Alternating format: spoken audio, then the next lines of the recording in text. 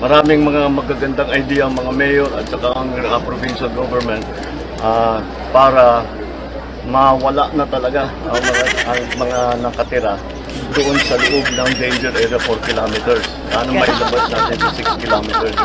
Also the proposals na meron magkakaroon ng permanent evacuation center sa labas ng danger area so that in case mag-alert level 4, meron tatakbuhan lahat ng tao. Hanggang yung usapan namin umabot hanggang sa relocation na eh. Para kahit na anong gawin ng Canlaon, meron pupuntahan ng tao. And they can continue to